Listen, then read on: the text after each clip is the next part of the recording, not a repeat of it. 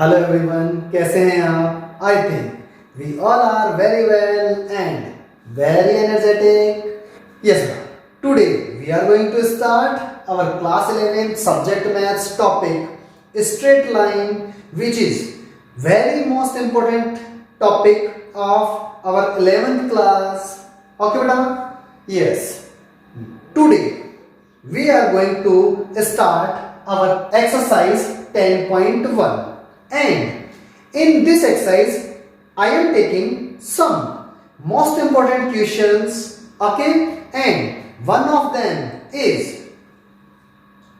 the base of an equilateral triangle with side 2a lies along the y-axis such that the midpoint of the base is at origin.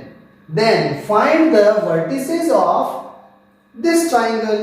बेटा simple सा question है, लेकिन अब 10th exercise में 10th chapter में हमारे पास word problems ज्यादा होंगी। तो वर्ड प्रॉब्लम्स में हमारे को अकॉर्डिंग टू क्वेश्चन फॉलो करना है कंडीशंस को और क्वेश्चन सॉल्व करना है। यहां हमारे पास हो सकता है कुछ डाउट्स भी हों, लेकिन अगर कॉन्सेप्ट क्लियर है तो हमारे को कोई डाउट नहीं होगा, कोई प्रॉब्लम क्रिएट नहीं होगी। अब देखो ब्रदर, यस बेटा, in this question yes we all know that triangle is equilateral triangle, means all sides are equal of this triangle, and base of this triangle along with y-axis like this is base of this triangle, and side 2a। तो बेटा देखो ना, ये 2a side है तो इसकी length भी 2a होगी, इसकी लेंथ भी 2a होगी और इस साइड की लेंथ भी 2a होगी अकॉर्डिंग टू इक्विलेटरल ट्रायंगल। अब हमारे को इसने पहले ही बोल दिया है बेस का जो मिड पॉइंट है वो कहां है, ओरिजिन पे है। मींस ये जो है पॉइंट, ये हमारे पास बेस का मिड पॉइंट है। मींस ये डिस्टेंस और ये डिस्टेंस क्या होगी, इक्वल होगी। ये हमारे पास हिंट मिला हुआ है क्वेश्चन में, क्वेश्चन को सोल्व करने के लिए। दैट इज की पॉइंट ऑफ दिस क्वेश्चन। तो हमारा क्या करना है, ये मिड पॉइंट होता है, क्या हो गया हमारे पास, ए डिस्टेंस हो गई। ये डिस्टेंस कितनी है, 2a है, तो ये हमारे पास क्या बन गया, एक राइट एंगल ट्राइंगल बन गया। And as we know by the Pythagoras theorem in triangle AOB hypotenuse square is equal to perpendicular square plus base square. ये कंडीशन हम लोग यूज ले सकते हैं, तो हमारे पास ये डिस्टेंस कैलकुलेट हो जाएगी।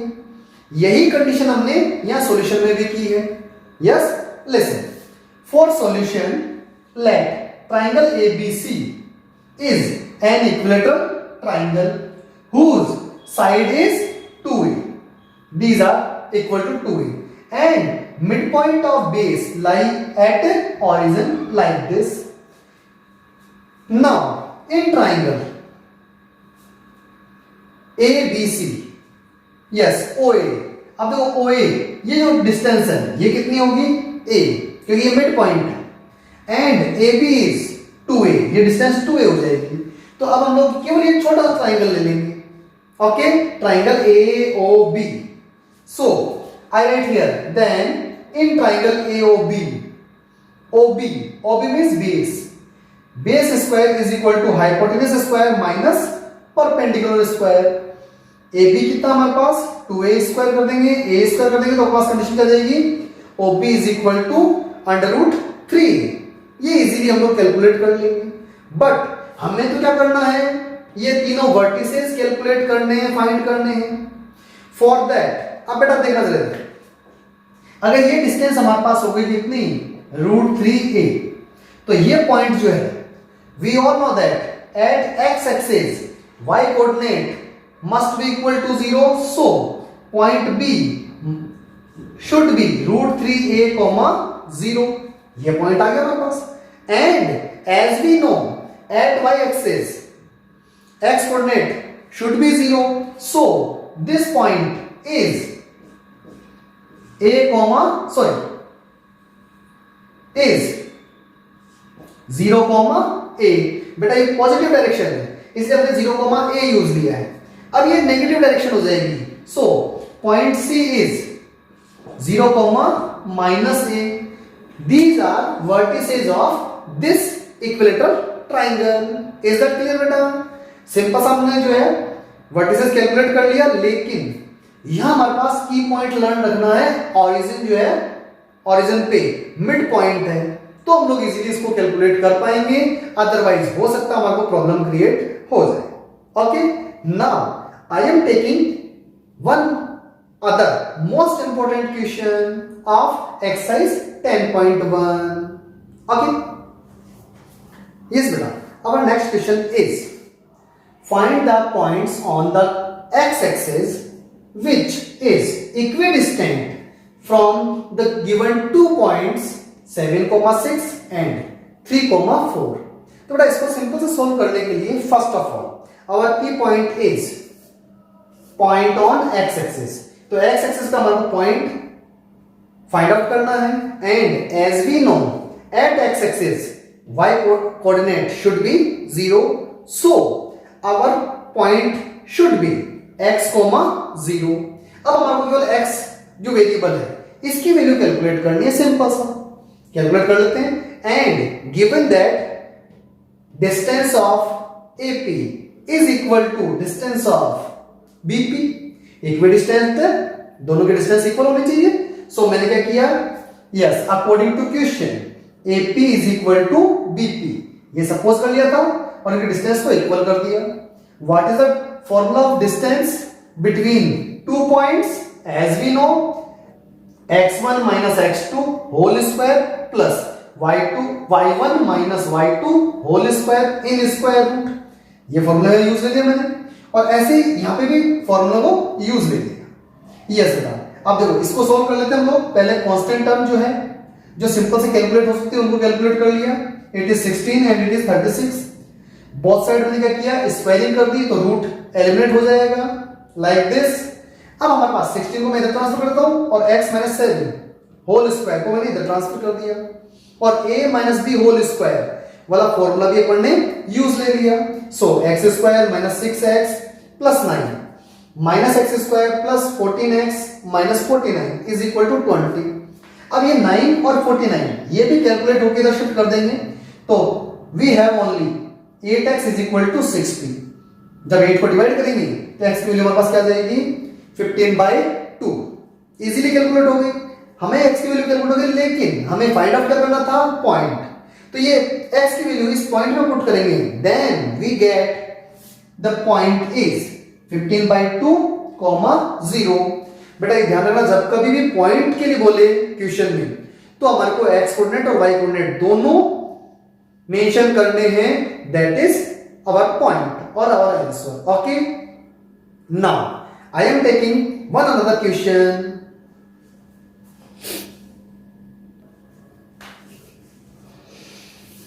यस बेटा, before we discuss about next question, ये हमारे पास अलग कंडीशन का क्वेश्चन है। अब बेटा इस कंडीशन में हमारे को स्लोप तो कैलकुलेट करना आता है, y2 - y1 upon x2 - x1। तो यहां हमारे पास जो है स्लोप तो कैलकुलेट हो जाएगा, लेकिन अब हमारे पास स्लोप की हेल्प से एनी 2 लाइंस को पैरेलल और परपेंडिकुलर और उनके बिटवीन एंगल भी कैलकुलेट कर सकते हैं। उसका एक सिंपल सा फॉर्मूला होता है जो मैं आपको बताने जा रहा हूं। अब सुनना जरा इधर, yes angle between 2 given lines which have their slopes as m1 and m2।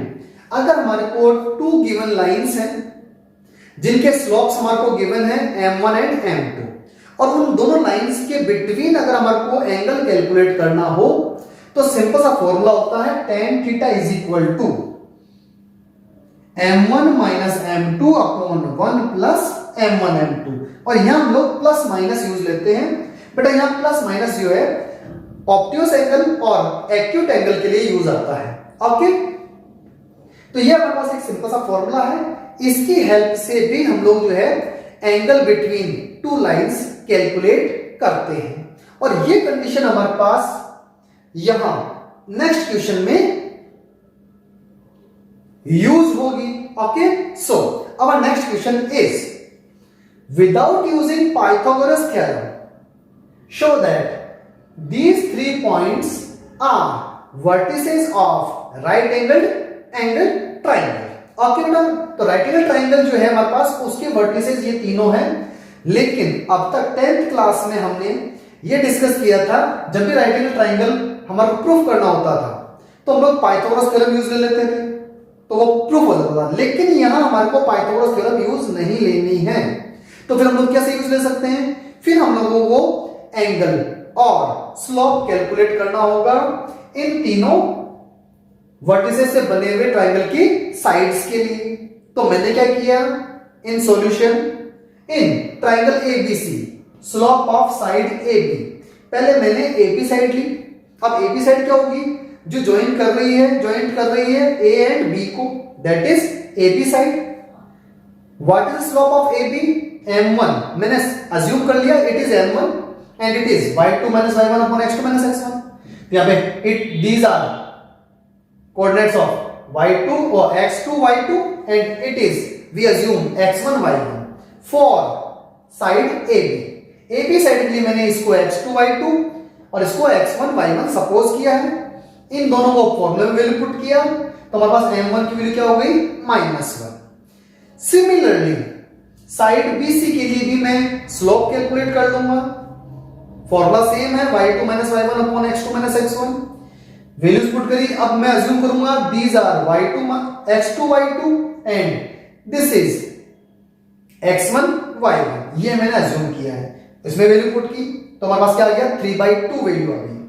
Same as a और c को ज्वाइन करने वाली AC जो लाइन है उसके लिए भी स्लोप कैलकुलेट कर लेंगे, दैट इज 1। अब बेटा देखो इन दोनों के बिटवीन एंगल कैलकुलेट कर सकते हैं हम लोग, इन दोनों के बिटवीन एंगल कैलकुलेट कर सकते हैं हम लोग, और फर्स्ट और लास्ट के बिटवीन भी एंगल कैलकुलेट कर सकते हैं। लेकिन हमारे को बोला राइट एंगल ट्राइंगल। अब राइट एंगल ट्राइंगल का मतलब क्या हुआ? एंगल होना चाहिए कितना? 90। अब यहां tan थीटा 90 कब होगा? If this condition should be equal to 0 means 1 plus m1 m2 should be equal to 0। तो इन तीनों कंडीशन में अगर हम लोग एनी 2 स्लोप लेवें और उनका मल्टीप्लीकेशन प्रोडक्ट को